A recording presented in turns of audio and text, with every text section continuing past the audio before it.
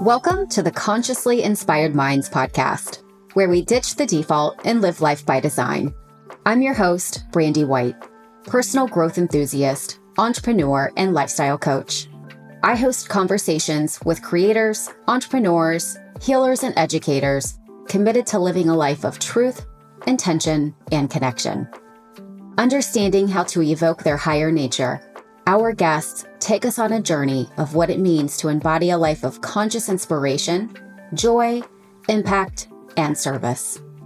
Get ready to be inspired. Welcome to Consciously Inspired Minds. I have Marilyn Hiestand on today, and what a treat we have for you all. So, Marilyn is a 78-year-old farmer who raises pastured pork, produce, and flowers. She aspires to add horses and cattle to the mix, and she's designed her farm using permaculture. I had to pause for that word. That's not a word I say every day. So permaculture, and she also raises animals and produce using biodynamic principles. She embraces bioenergetics as a theory for all living things, which we'll talk about more because I'm very curious about that. Included in her lifestyle is a recently coined acronym, Be Selfish. And so listen up, everybody. I love this acronym. So the S stands for spiritual, the E stands for exercising, the L for loving, the F for food aware, and the I for intimate, being honest and open with others. And then S is for sleep nurtured, and H is for humor. To be fun and joyful in life is very important to Marilyn.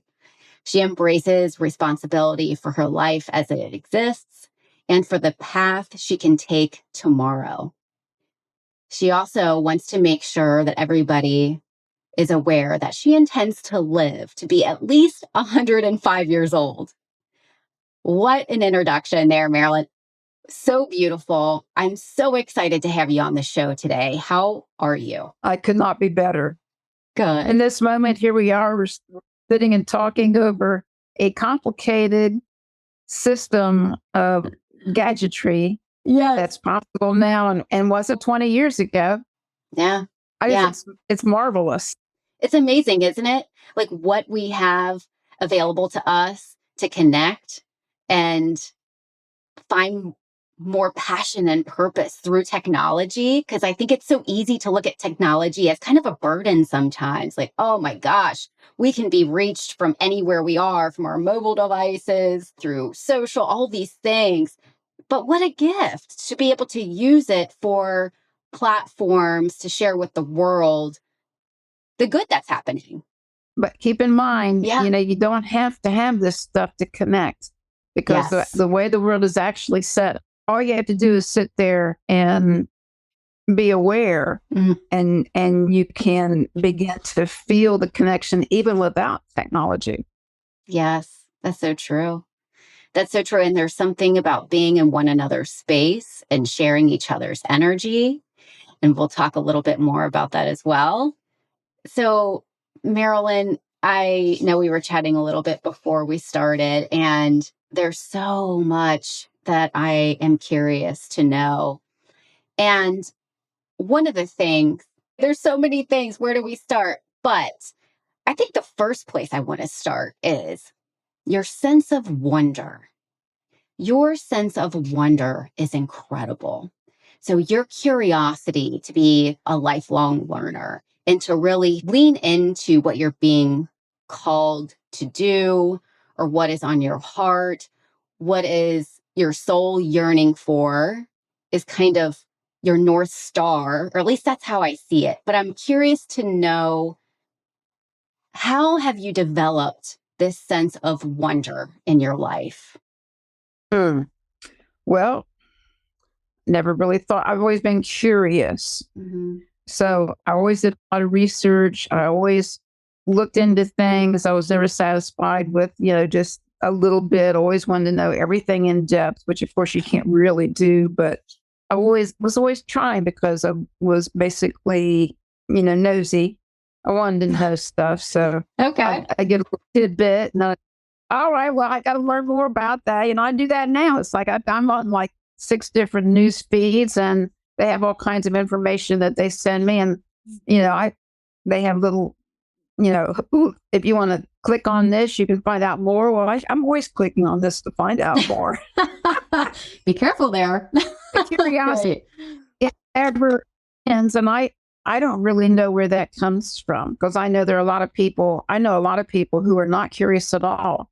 Used to be married to a man who, I'd say, "Hey, what are you thinking?" And he'd look at me and he'd say, "Nothing." And I kept thinking, that can't possibly be true. I mean, How can somebody go through their life and not ever think about anything? Yeah. And then I came to realize that there's a lot of people who are never thinking about anything.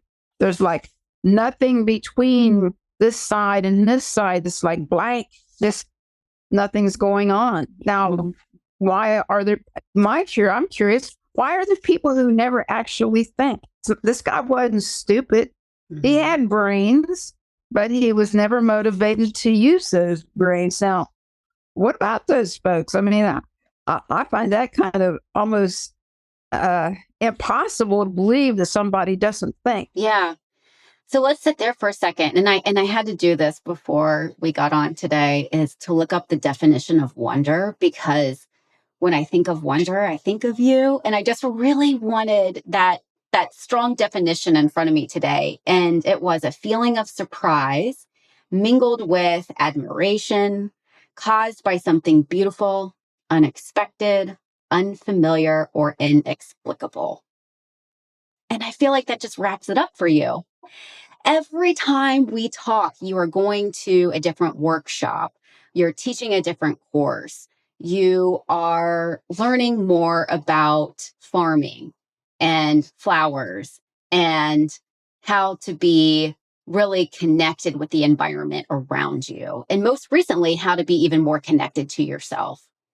So I'd love to start with, tell us a little bit about your childhood, because I want to stay in the same vein of the wonder and what your childhood was like. What was going on around you? Were you very curious then? Now, this, as in many things in life, there's a blessing and there's a curse. Yeah. And one of the curses in my life was that I'm extremely myopic, which means I can't see. I was like almost blind as a little person.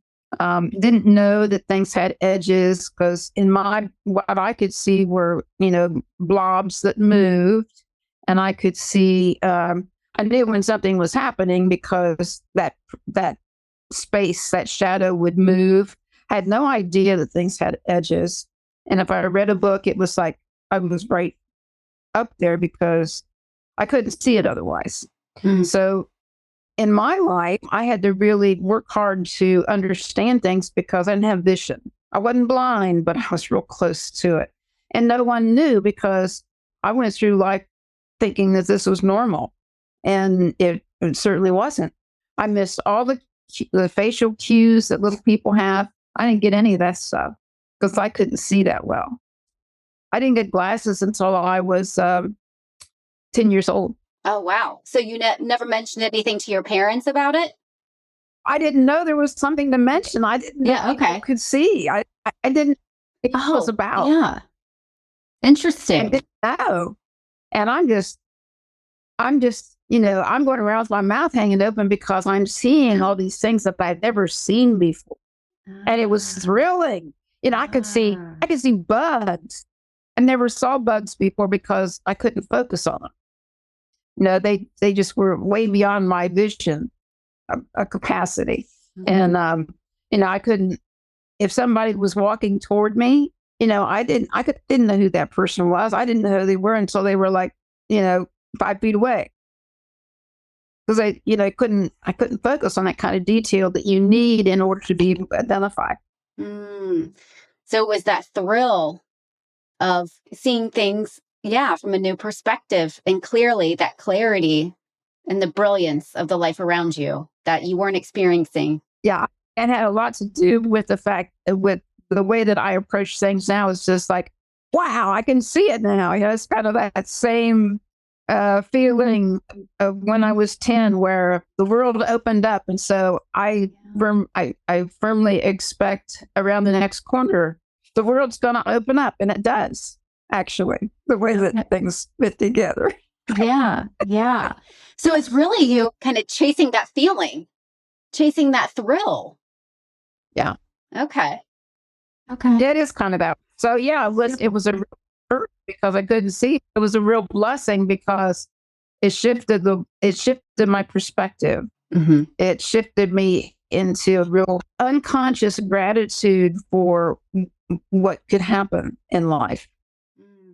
I mean, one moment I can't see stuff, and the next moment when I put these glasses on, I see a whole new world. In a simple moment, everything can change, right? In a simple moment. In a simple moment, everything can change. Yes. Yeah. So tell us a little bit more about, so take us into a little bit of your adolescence and then kind of move us up through some of the big benchmarks in your life that led you through this wonder and this curiosity and then into where you are now. Because I definitely want to leave us enough time today to talk about the farm and where you're at there and kind of what led you into I don't want to say the work that you're in because it's certainly not, I mean, although it is hard work, led you into the passion and purpose you're in now. So take us back a little bit, Marilyn. Yeah. So I would make this really simple. I like simple. You know, even though I had a sense of wonder and I'm really curious about life, I have lots of questions, but I don't have any answers. I don't get any answers until I'm about 45. Okay. So that's a real long gap that I wandered in the wilderness. And truly, I wandered and became quite despondent, at times suicidal from my 20s and my 30s because I didn't have any answers for anything. The traditional questions and answers didn't work for me. And, I just muddled my way through, through a couple of marriages and divorces. And finally, now this is quite significant. You talk about grace. When I'm 42, my husband is having some difficulties. I'm not really sure, what was going on with him, but for all kinds of reasons that led up to this, he shot himself. He killed himself. A week before he did this, I had an epiphany where I went from, it's just like putting on the glasses, I went from despondency and kind of an atheistic viewpoint to believing. I don't know why that happened.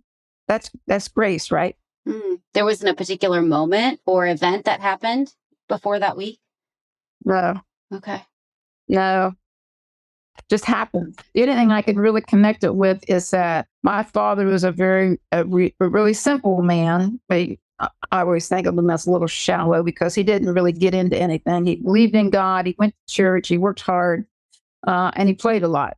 I mean, talk about keeping it to the basics. My father kept it to the basics, but he insisted it was a good experience for me to teach Sunday school classes. And we're talking about a gal who basically has adopted an atheist attitude, but I don't talk about stuff like that. So my father had no idea, and he wanted me to teach Sunday school, so I did. Oh, wow. I usually do what my parents wanted me to. Oh boy! So I'm teaching a class on the Beatitudes. I don't know how familiar you are with the New Testament, but there's a whole thing about the Sermon on the Mount where Jesus talks about who's blessed and who's not. They call it the Beatitudes, and so we're talking about all this stuff. Yeah. And I have this.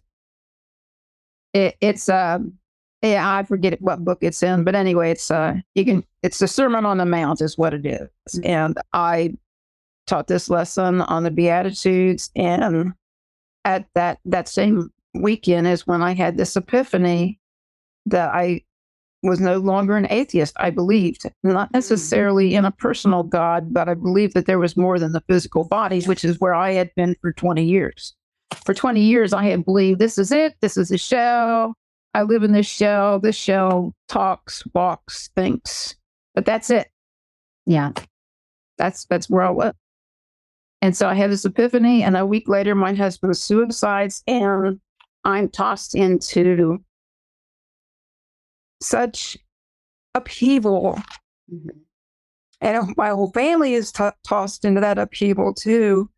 But I survived, and I survived quite well because I had this epiphany, this moment of grace a week before he took this action. I still can't explain it, but I know I'm a very lucky person that I went through this transformation. Now, from then on, it's continued to transform, but that's when I started to understand that I was more than a physical body. So you would say that that was sort of your moment of awakening there through that event. Yeah. And you feeling supported through that. Yes. I started to believe that there were spirits that supported me and looked out for me, and I didn't need to worry any longer. I didn't need to worry. I didn't actually need to do anything because I was absolutely 100% cared for, regardless of what happened. Yeah. That's a pretty big shift. That is a big shift. That is a big shift. But we were talking earlier as well that I had a similar moment of grace, that there's really no way to describe it. And it is just grace, and it's something larger than ourselves. And I'm very deep into my spirituality. And so as we were talking earlier, I constantly feel held by spirit, by universe, source, God, whatever it is you feel that you want to call it for your own. But that is what feeling that support and knowing that life is happening for me and not to me. Even when things do go awry, I know that there is a lesson in it. And I know that I'm supposed to be learning something from it. And I know that there is then going to be opportunity to be seen. That's another huge viewpoint that I think people who are on their path have to embrace, which is knowing that all life leads you down a path. And maybe it's not created ahead of time. I don't know about that, but I do know we each walk this path. We have all kinds of experiences, and how we handle those experiences will create our life. If we choose to accept them and learn from them, life is much easier than if we resist or we hate people that bring us experiences that aren't pleasant, or we actually push that away. All of those negative responses to what happens to us just creates a huge amount of stress and tension that makes it really difficult to find happiness. Yeah. Yeah. And there are different levels to this too. I think it's important to mention that we don't come from a place of suffering and anger and frustration all of a sudden into living this life of transcendence and oneness. It takes work to get there, only because it takes some more awareness. It takes forgiveness, it takes compassion, it takes being honest with ourselves and honest with other people. And so take us back to that. It took me 43, 53. It took me about 8 years to get to a comfortable place. And that's through a lot of introspection and study and experiences. But to actually understand how things are made up and put together, it took me another 20 years. I don't question any longer. I'm pretty sure that I'm here to experience and to enjoy life and to make other people's lives better. And that's enough. Yeah. When you study nutrition and you study everything that has been learned the past decade, and find out, how do people get healthy, and what can I do to contribute to them getting healthy? Because I feel like physical health is something that if I'm going to live to be 105, I got to know what that is so that I can practice that. Because if I don't practice good physical health, it's not likely I'm going to live to be 105. So let's talk a little bit about that. Let's talk about the farm. So me and my girls, my husband, are coming out to your farm this summer. I know we've been talking about the date and we're so excited. And so, yeah. And so this permaculture farming. So what I've read about based on the concept of designing your own garden around your local environment, really. And so a permaculture garden considers the needs of the natural ecosystem and the climate in addition to meeting human needs. So tell us a little bit about the farm. And actually, if you don't mind, kind of going back just a little bit that led you into the farm and where you are now, because I'm really curious what that journey was. And then where all the passion came for raising pork, produce, flowers, and serving your community through the farm. Tell us a little bit more about that. Oh, yeah. We moved back to Hillsborough in 1980. So that's, 43 years ago. And I Okay. started growing so that I could sell vegetables to people around me. Because I knew that growing your own food was both cathartic for the farmer and productive for the consumer because it's good food. Yeah. And let me just pause there for a moment, if you don't mind. That Hillsborough, for folks that aren't aware, and I'm from Cincinnati, Ohio, so I'm very familiar. I've had family in Hillsborough as well, but Hillsborough is a town about 50 miles east of Cincinnati, Ohio. And it's a population of about, I don't know, 7,000. And so just to kind of give you a frame of reference as to, where Marilyn is and the impact she's making in her community. So please, yeah, I just kind of wanted to set that baseline there. Yep. So we did lots of different things as farmers. We got involved in regular, normal, commercial ag at that time, which is sowing seeds, spraying, harvesting, and selling to a local feed mill. That doesn't make any money. So I couldn't figure out how to do that. There was not a food movement at that time. There just wasn't anything that in the organic wasn't even talked about. There was no, some people were talking about it, but it was not being promoted by anybody. There weren't any organizations. There wasn't a certification program. So fast forward, 4 decades, what we have now, so we have a very robust organic organization in the state of Ohio, as a lot of states have a lot of organic programs going on. We have a farm bill coming up in 23. They're actually talking about subsidizing organic methods. Now, one of the things they talk about is climate crisis. And one of the things that we know, we who are studying this kind of thing, we know that the climate crisis can be dealt with by regenerative farming techniques. In other words, if conventional farmers will stop tilling the soil and spraying their ground, we can transform this whole climate crisis problem. It's no longer a problem. It's a solution.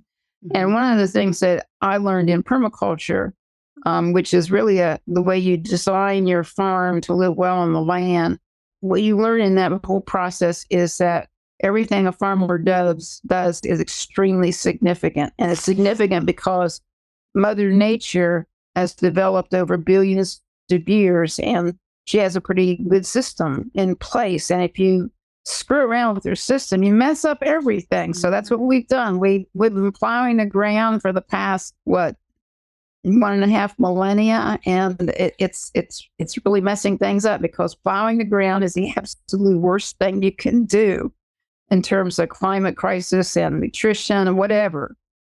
It's one of the people need to stop doing that. Yeah. So I'm sitting here in the suburbs of Cincinnati and I want to have a garden in my backyard, but I'm just now hitting that phase of life where I feel like I might have time, space, and interest in doing that. So this is all very interesting to me, which is why I'm so excited to visit this year. And I feel like this could be why am I feeling like this is an opportunity for you to even help educate the community on what this means?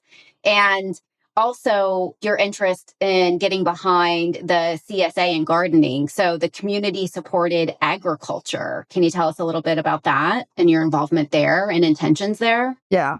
One of the things that really is helpful to a farmer is to be able to have enough cash flow to, make living off of the land rather than having to support his farming habit with a side gig, having to work a full 9-to-5 job because you want to live on the land, but you can't make any money doing it. Well, with community supported agriculture, the customers make a commitment at the beginning of the season to support the farmer, and the plan is to support the farmer to at least let him make enough profit that he can live on the land and not have to do a side job. He or she. Make enough profit. Yeah, he or she. Yeah. And it's extremely doable. But I was told all my life when I was growing up, you can't be a farmer. You can't make any money being a farmer. And I had that mindset, in my head that I couldn't make any money being a farmer, but I still wanted to. I mean, that didn't change the fact that I wanted to. It's just I didn't know how. But I know how now, but it's because there have been lots of groups that have been learning how to do it. There's some fantastic. There's a fellow just north of you and has a CSA and a small urban farm. His name is Michael Kilpatrick. He also has a podcast, and you can learn all kinds of stuff about what it means to be an urban farmer or a close to urban farmer, and how you do that. How you make it profitable, and it's extremely doable. You can make scads of money farming. Interesting. Or gardening, any market gardening. Oh yeah, you can make six figures without, working just seasonally. It's just amazing. So when did you start tapping into the how in being profitable through farming? Was it after retirement? Take us a little bit through that journey for you. Okay, when I retired, I don't know, 17 years ago. And when I retired, I decided farming would be my gig because I had a retirement that I could live off of. And I could spend all my time then doing my farming gig. That was my retirement. And what did you retire from? I was a teacher. I've also done a lot of social work. Okay. A few other things mixed in there, but my education was in social work and education, psychology, that kind of thing. Yeah, wonderful. Anyway, I went to Wisconsin and studied with Mark Shepard. He was one of the big wigs in the permaculture movement. That was my first eye opener. We learned how to design using permaculture techniques rather than farming conventionally. It was a big difference, huge difference. What were some of the first things that you really were surprised about to learn, to see, to witness through that experience? Well, in a conventional farm, you have to have big equipment. It costs a lot of money. So that's the first big hump to get over in your mind, really.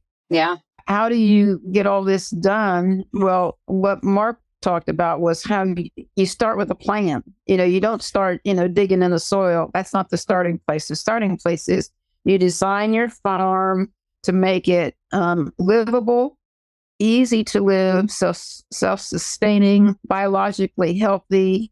And you can do all that with your plan. You plan your homestead and things that you have to do every day. You plan that close in. It's kind of, they talk about zones. When you have to do something every day, you have those units close to where you actually live in your home. And then as you pay less attention to the enterprise that you have going, you can move that over. So like when you have an orchard, that's farther away, because you don't do something in the orchard every day. Whereas when you have livestock, like when I have pigs, I have to go visit the pigs every single day. Yeah. There's just, you can't get around it. When you have livestock, you have to pay attention to them every single day. So, flower garden in a couple of times a week, vegetable garden is the same thing. But of course, if you're harvesting and delivering to somebody who's buying, that's a daily thing. But basically, you're planning for like woods and stuff. You might harvest trees once every 10 years. That could be way out on the periphery of your farm.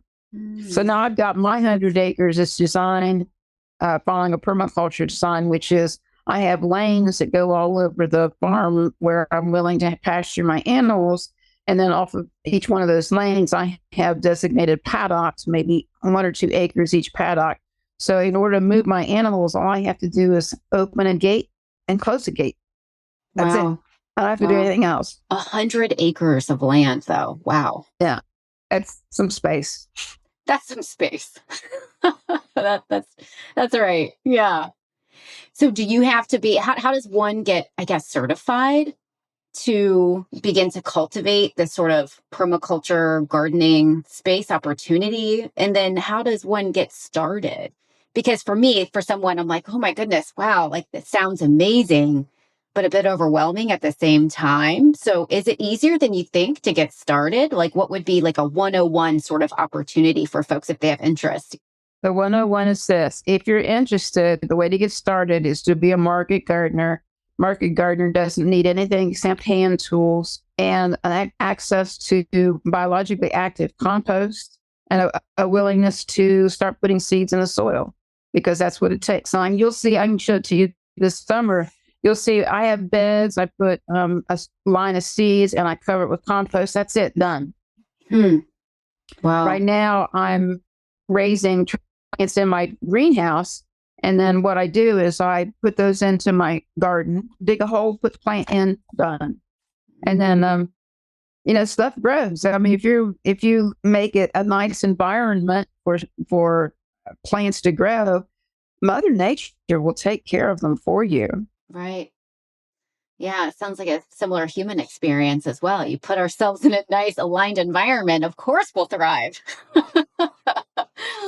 That's the life I want to have. Yes, of course. Yeah. Wow. That's fantastic. So, Marilyn, you have a website called circlegardenfarm.com. What can folks find there? You'll find the way the farm operates, and you'll find out what I'm growing and what's available now. There won't be anything actually available to purchase until the 20th of May, because in order for people to buy stuff, they also have to have a way for me to give it to them. And I don't ship. So the way that I have for people to buy my stuff is to either attend the farmer's market and pick it up there, or order it ahead of time. You still have to come to the market to pick it up, though. But you don't have to wait around. I'll have it already packaged for you. How often are you at the market in Hillsborough?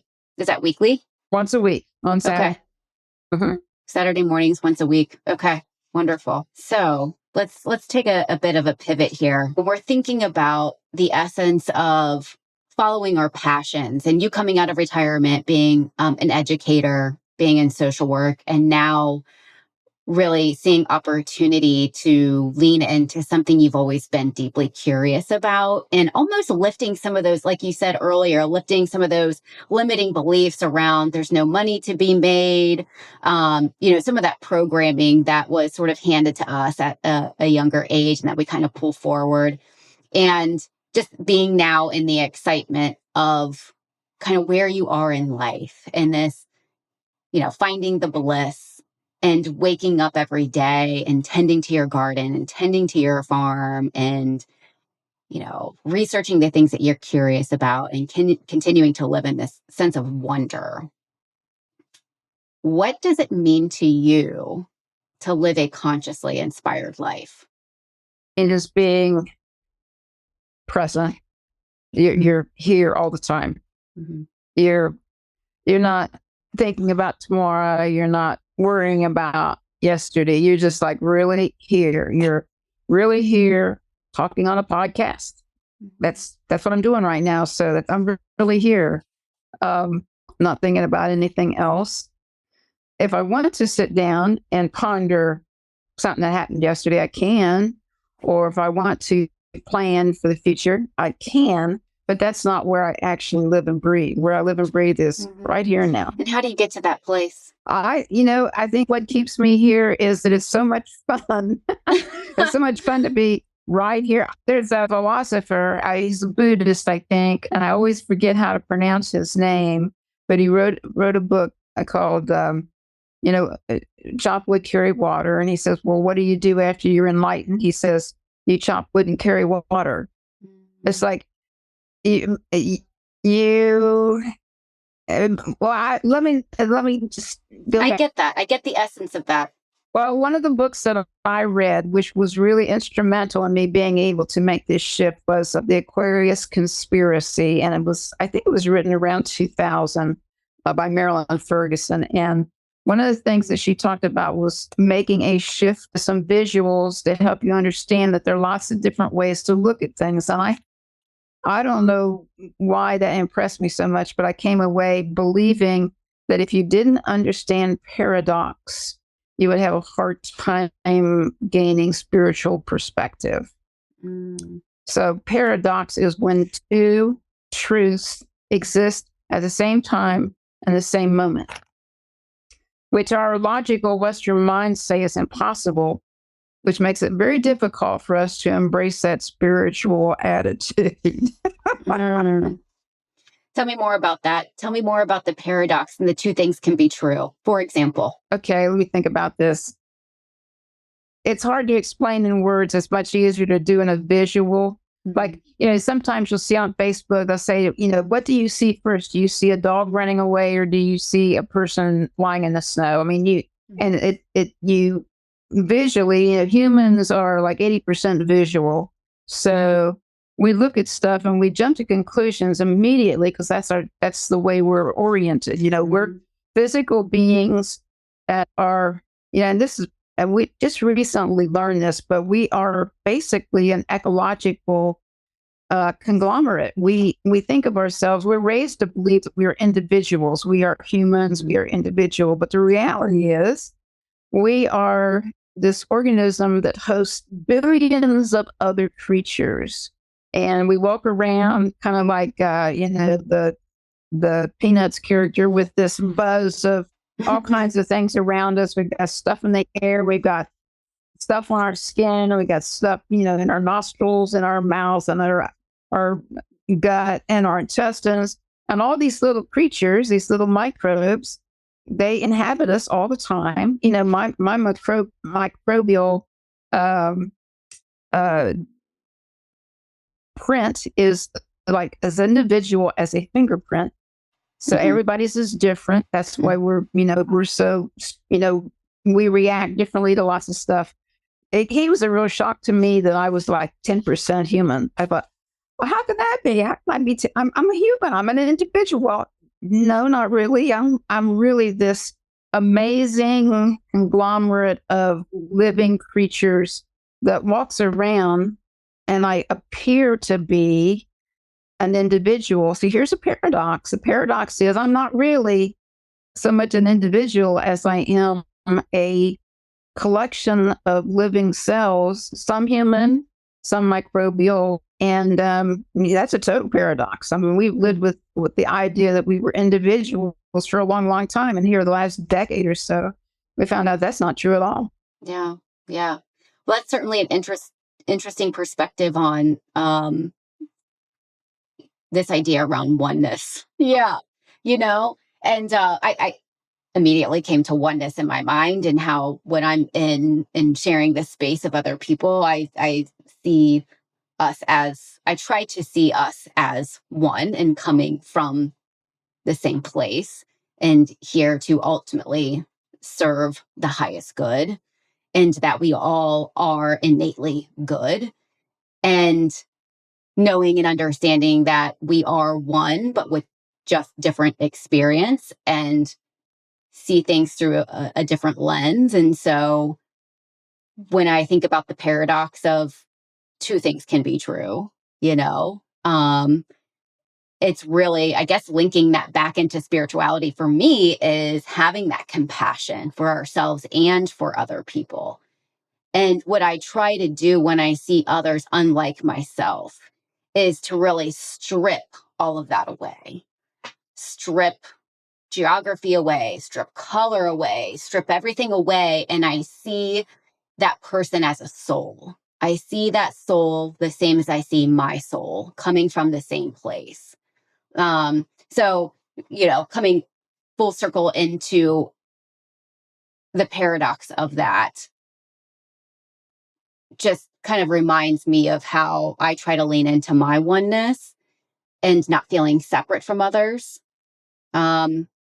Yeah, if that's resonant with what you were saying. One of the things that happened to me just within the past year and a half is a huge shift. And like I said, I've been playing around with all this stuff almost 30 years now since I had that epiphany, and by the grace of God became a believer rather than an atheist.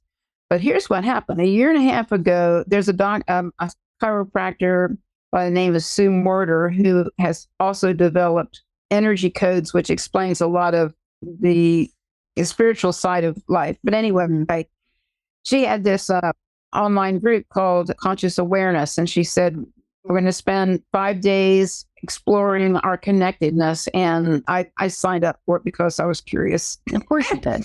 And what happened was this huge transformation. I did this 180. It was just shocking. I couldn't even believe it happened.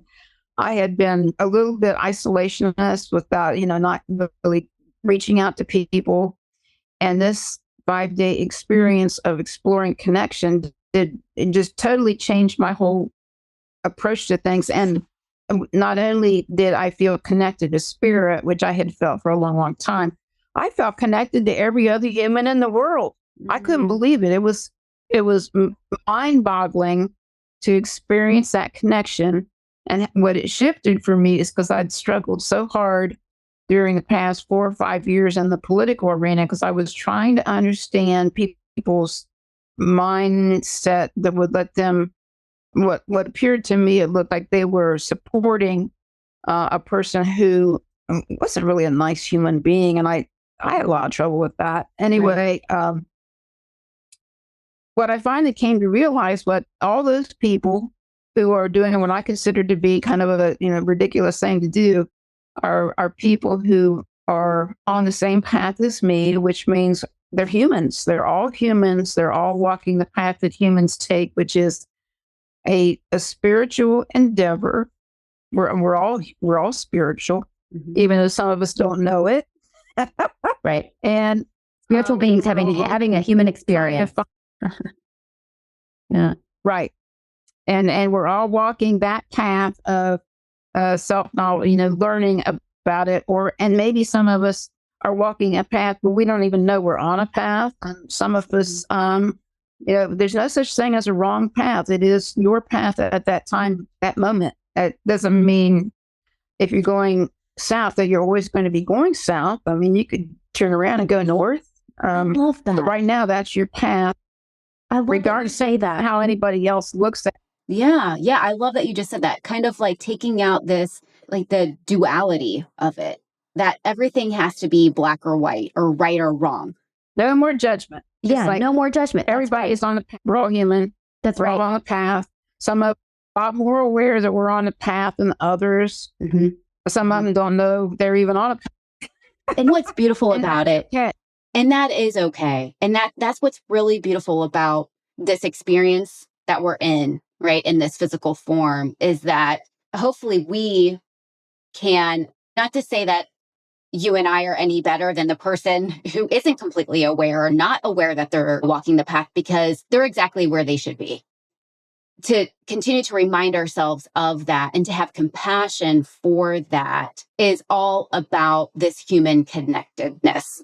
But see, that was the piece that I got like a year and a half ago, was that we're all connected. And what it let me do is it let me release judgment, which is a huge burden off of my back. I was still making decisions about people and not wanting to be around them because I couldn't, I'd made a judgment about their mindset, and I didn't want to be around people like that. They're advising you, don't spend time around people who will steal your energy, energy vampires, that kind of thing. And people are doing rotten stuff, probably don't want to rub elbows with them. And I got to the point where I said, it doesn't make any difference. These people are, maybe they're doing what they're doing.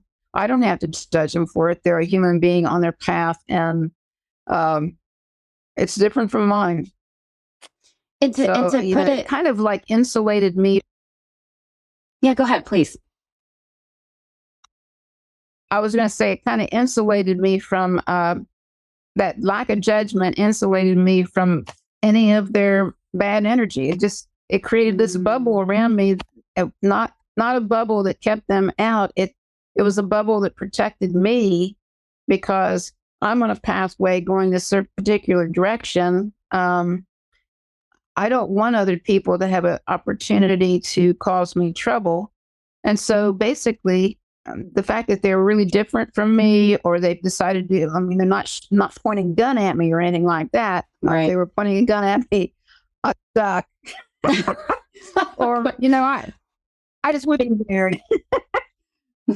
Back in the 90s, the early 90s, I took my daughter too. We went on they called it Warrior's Wisdom.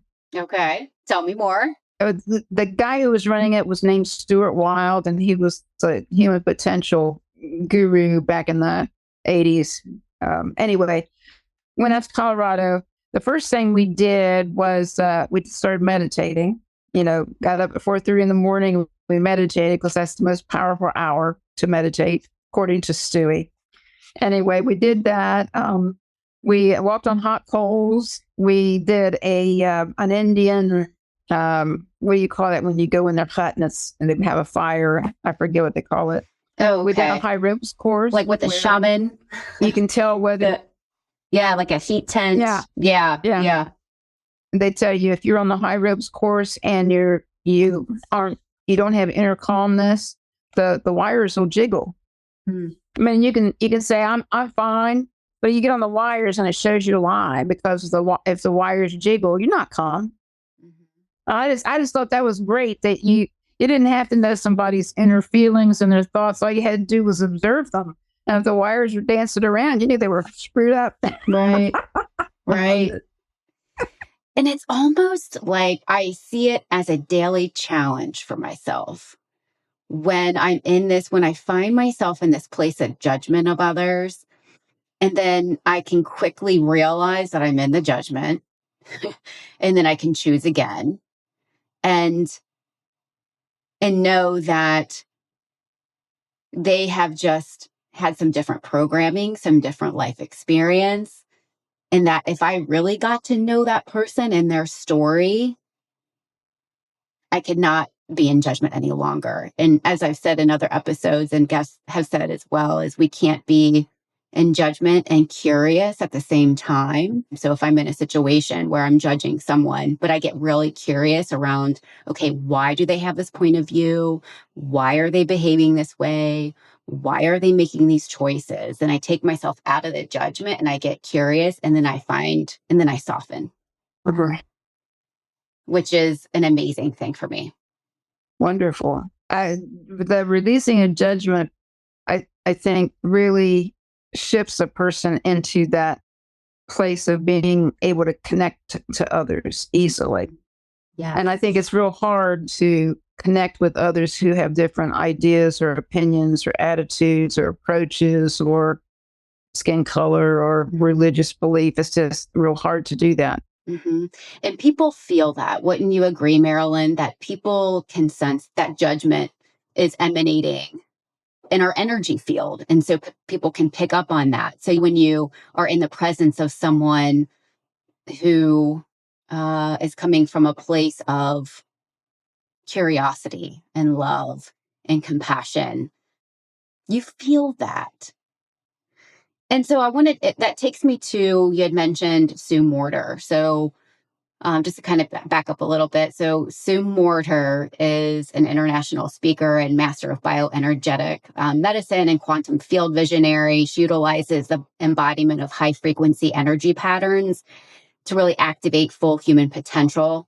And then through some of her seminars, retreats, presentations, she really illuminates the relationships of quantum thoughts and energy medicine and the elevation of human consciousness and life mastery. So she talks about these 7 levels of energy, and your experience and some of her coursework, you said, was really sort of this epiphany for you, and this being in this sense of oneness and getting ourselves out of that mindset of judgment. And take us a little bit more into your experience with Sue and where folks might want to learn more about her and what she might represent through these different energy levels. Okay. You mentioned you went to see the movie Eat, Pray, Love. I did. Yes. Okay. And you saw what the character went through. She went to India. She experienced stuff. Well, Sue Morter did that too. Okay. She went to India. She trained as a chiropractor. Her father is a very famous chiropractor, and he had established some ways of helping people gain their health. Anyway, Sue had always been a person who could see energies. There are some people who can see your aura. Mm-hmm. Yeah. I've got a couple of friends who always knew what kind of mood I was in because they could tell, because they could see the color. Now, I've never been that kind of person. I couldn't see physically. I couldn't see auras either. I just, there's some people who don't actually feel the energy of other people very much because they don't trust themselves. And there's some people who are streetwise who really can't verbalize what's going on with them, but they're like on top of exactly what's going on with other people. They tell you in a heartbeat whether somebody's trustworthy or whether you should stay away from them because they intuitively feel their energy, even though they can't verbalize it. So, I guess what I'm saying is there are people like me who would never, put themselves in jeopardy because they can't feel other people's energy. And I could never feel anybody else's energy. I just couldn't feel it. It's like, that part of me was turned off. And that has a whole lot to do with upbringing. But if the energetic part of your system has been dampered down and you don't trust yourself, you make bad decisions. Like I married like 3 of the wrong men. Why? Well, because I didn't understand how any of that fit together, and I didn't trust myself enough to get those vibes from these people. I just was clueless, and would never make that mistake today. But most of my life, I was operating out of my head, and I tell you, your head is a very poor substitute for your innate ability, not innate, your ability to feel other people's energy if you're open to it. That's just no substitute for it. And that comes from trusting yourself. And it comes from nothing else. I'm curious to know, how does one begin to trust themselves? What are your thoughts? Well, I've always been a head person. So if you're starting from your head, which most of us do, that means you're not a streetwise person because you didn't have to be. Most people who are streetwise grew up on the streets, learned how to protect themselves by paying attention to everybody else's energy and movement, although they wouldn't verbalize it. It's like street smart people protect themselves by acting on their gut, so they trust themselves. But they don't. If you ask them about that, then they might not be able to verbalize it. Now, people like me who live in their head, and if I can think about it, I can figure it out. But you have to give me time. There's nothing that happens off the cuff or, in a conversation. Not quick-witted because I can't think on my feet because I've got to mull it over in my head because I always operate from my head. So that gets really tiring really quickly because you have to think about everything. You don't have that intuitive sense, which, if you can operate from your sensing body, your, what do they call it? I forget. But anyway, the part of yourself that's in touch with everything in the world, which we all are if we are open to it.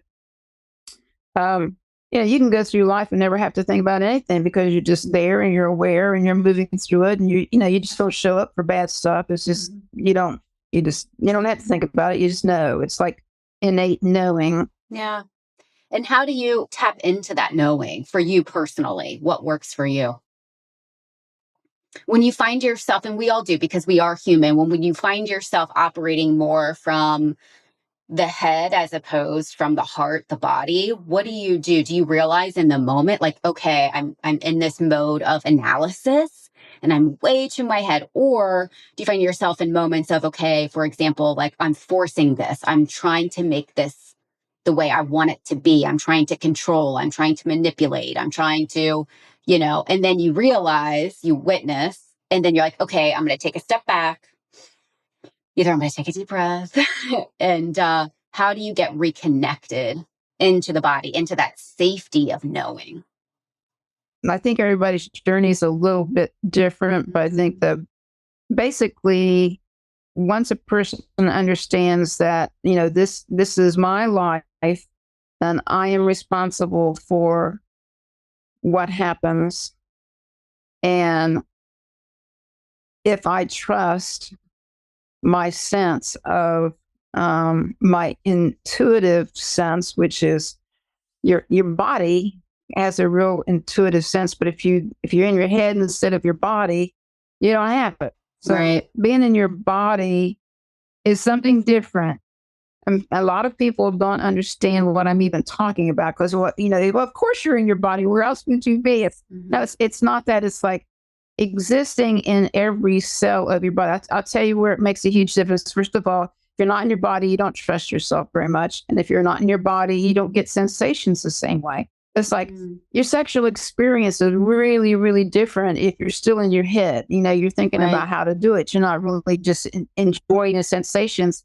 Whereas if you're totally in your body, it's a totally different experience. Right. So going swimming is a different kind of experience if you're totally in your body. Being in your body is, most people don't even think about this kind of stuff. But since I wasn't in my body and I wanted to get into my body, I had to think about Yeah. Yeah. No, I get that. I totally get that. No, I think for me, it's, it's a sense of, I feel that I can feel the tension. I can feel the worry. I can feel the fear. I can feel the force behind whatever it is I'm trying to accomplish or what I'm trying to do in that moment. And so then I know, like, it's just time for pause, and whatever that pause means for you. Well, when you're totally in your body, then you can start working with bioenergetics and you can actually heal yourself of any kind of problem because healing starts in your energetic body. Energy flows from the world into your physicality, into your human body via a series of energetic lines. People in the West don't really talk about it, but it's called chakras and meridians. Those are lines of energy flow in your astral like prana body. and chi. And yeah. So what happens when you have injury, that injury has occurred in your energetic body first before it's manifested in your physical body. Therefore, when you have an ailment in your physical body, it means your energetic body's messed up.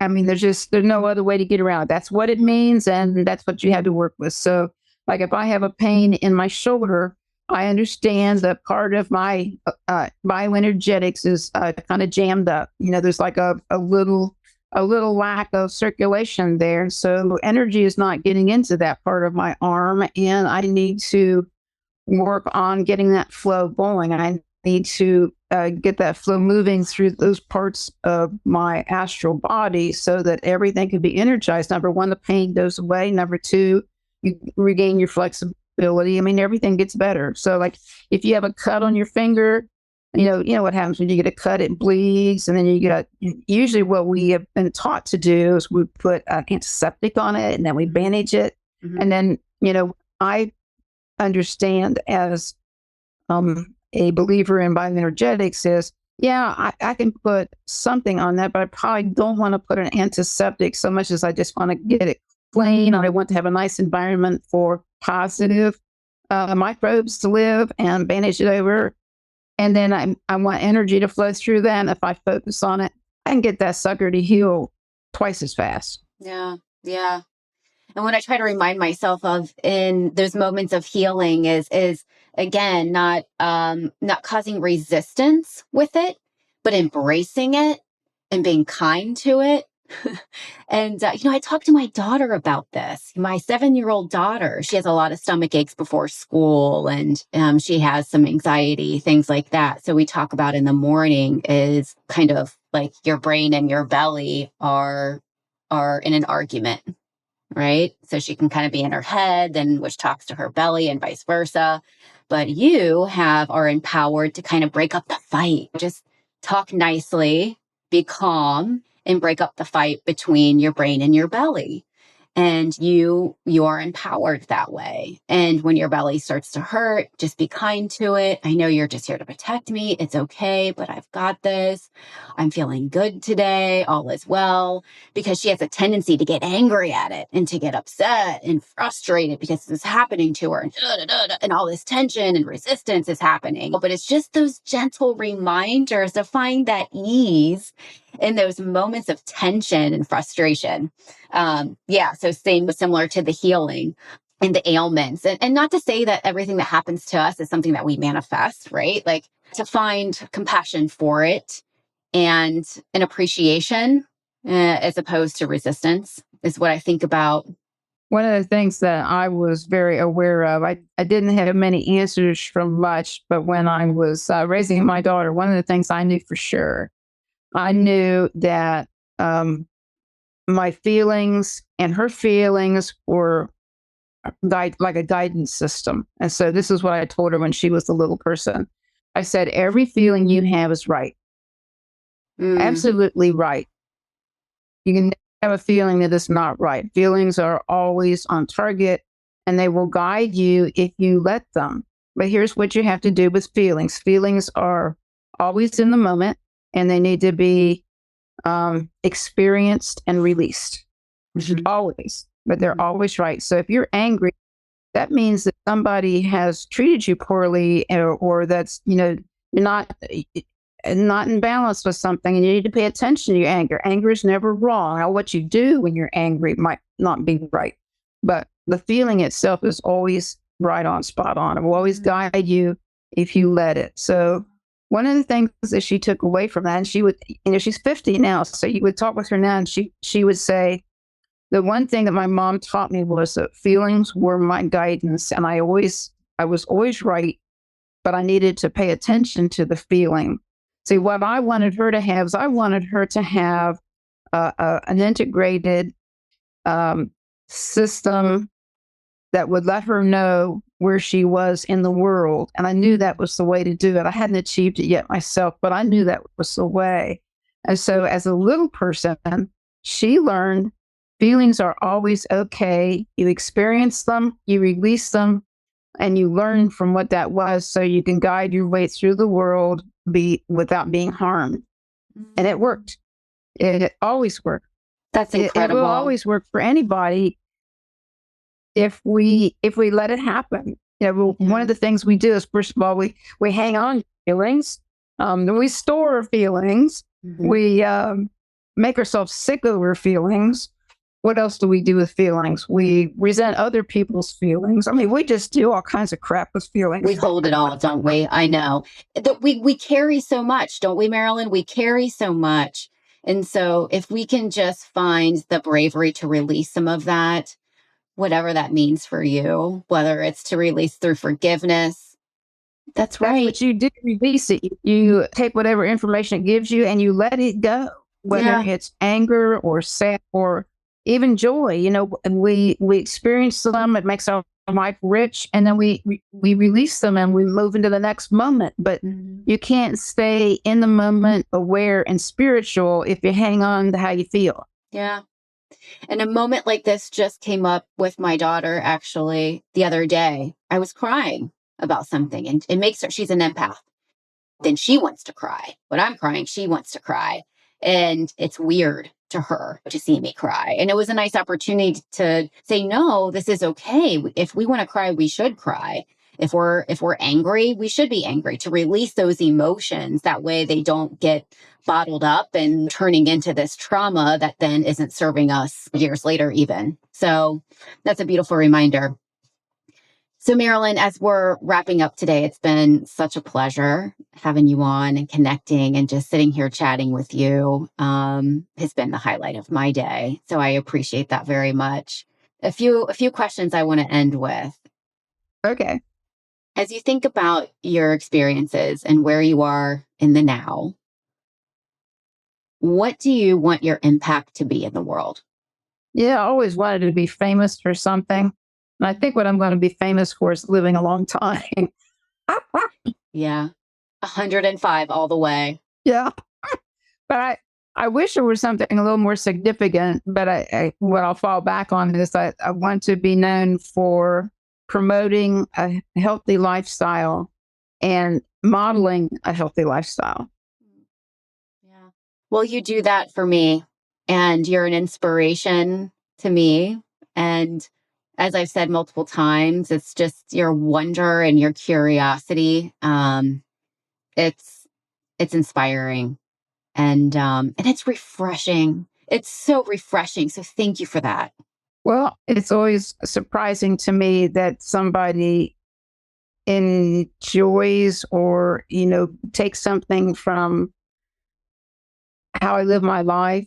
And I'm grateful, surprised, and always looking forward to the next minute or week or month, or like the summer season, and then having you guys come up and I get to show off my farm to you. So much fun. I said, it's been so much fun. I've never been on a podcast before and I didn't know what it was like. And I really appreciate you giving me the opportunity. Oh my gosh. Yes, of course. This was a lot of fun and I hope to do it again. And we will see you this summer. Again, I'm so grateful for you being on today. I just had a thought, when you come to the farm, maybe you'd be interested in doing like a little video or something at the farm and you could share it with your people. Okay, let's do it. We're going to do that. And I'm going to put it up on my website at Consciously Inspired Minds, and you all will have a look at Marilyn's farm and the beauty she is providing for the environment and the health that she is advocating for her community and the world around her. So we appreciate you, Marilyn. We're grateful for you. And we look forward to seeing you this summer. Thanks again for being on. Thanks. Take care of yourself. You too. All right, everybody. Thanks so much for joining us. Till next time. Bye-bye.